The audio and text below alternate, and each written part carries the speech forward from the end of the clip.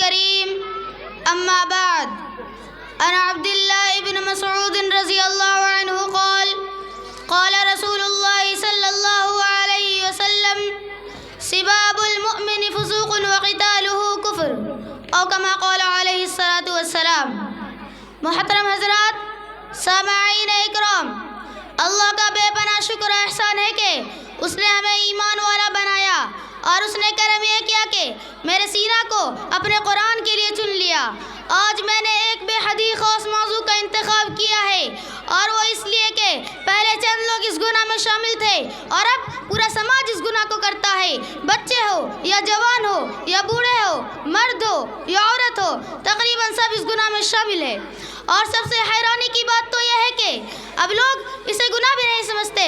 میرے بزرگوں، وہ گناہ ہے گالی۔ محترم سامعین، گالی بکنا گناہ کبیرہ ہے، اور وہ اس کی عادت منافق کی نشانیوں میں سے ہے، جس پہ توبہ و استغفار کرنا لازم ہے۔ جیسا کہ میں نے خطبہ میں ایک حدیث آپ حضرات کی خدمت میں پیش کیا تھا، عبداللہ بن مسعود رضی اللہ عنہ اس حدیث کے راوی ہے۔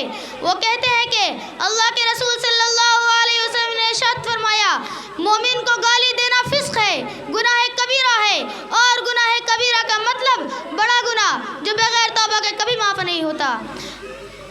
ایک دوسری حدیث حضرت عبداللہ بن عمر رضی اللہ عنہ کہتے ہیں کہ اللہ کے رسول صلی اللہ علیہ وسلم نے ارشاد فرمایا، چار باتیں جس میں پائی جاتی ہو وہ پکا منافق ہے، اور جس میں چار بات میں سے کوئی بات پائی جاتی ہو اسے منافقت کی خصلت پائی جاتی ہے، یہاں تک کہ وہ اسے چھوڑ دے۔ نمبر 1، جب امانت رکھوائی جائے تو خیانت کرے۔ نمبر 2، جب بات کرے تو جھوٹ بولے۔ نمبر 3، جب معاہدہ کرے تو دھوکہ کرے۔ نمبر 4، اور جب جھگڑا کرے تو گالی دے۔ حدیث کا الفاظ یوں ہے کہ اذا خاصم فجر۔ میرے نبی نے ایک حدیث میں یہاں تک فرما دیا کہ اگر کوئی نماز بھی پڑھتا ہو، روزہ بھی رکھتا ہو، اپنے آپ کو سچا مسلمان بھی مانتا ہو، لیکن اگر وہ گالی بکتا ہو تو اس کی نشانی منافق والی ہے۔ محترم حضرات، آپ نے سنا ہمارے نبی کریم صلی اللہ علیہ وسلم نے کیا فرمایا؟ اگر اس حدیث پہ غور کیا جائے تو ہمیں یہ احساس ہوتا ہے، چاہے ہم پانچوں وقت کی نماز پڑھتے ہو، پابندی سے روزہ رکھتے ہو، لیکن اگر ہم گالی بکتے ہو تو ہم پکے مسلمان کبھی نہیں ہو سکتے۔ ویسے تو بہت ساری حدیث میں گالی دینے کی مناہی آتی ہے، لیکن میں آخری حدیث بیان کر کے اپنی بات ختم کروں گا اس امید کے ساتھ کہ ماننے والے کے لیے تو نبی صلی اللہ علیہ وسلم کا ایک بار کہہ دینا ہی کافی ہے، اور نہ ماننے والے کو پورا قرآن رکھ دیا جائے کوئی فائدہ نہیں۔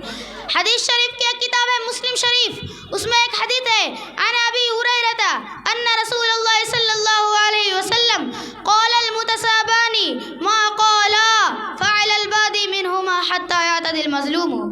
حضرت ابو ہریرہ رضی اللہ عنہ سے مروی ہے کہ رسول اکرم صلی اللہ علیہ وسلم نے فرمایا، ایک دوسرے کو گالی دینے والے جو کچھ کہتے ہیں تو وہ ان سے پہل کرنے والے کے سر ہے، یہاں تک کہ مظلوم زیادتی کر جائے۔ یعنی اگر بحث ہوئی تو ان دونوں لوگوں میں جو سب سے پہلے گالی دے گا تو اب باقی ساری گالی کو وبال اسی کے سر پر لادا جائے گا۔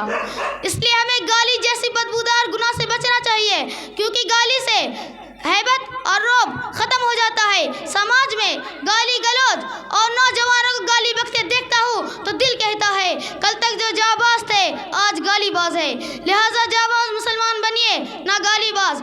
اللہ ہم سب کو زبان کی گالی سے محفوظ فرمائے اور آپس میں محبت کے ساتھ رہنے کی توفیق عطا فرمائے، آمین۔ وما علینا الا البلاغ المبین۔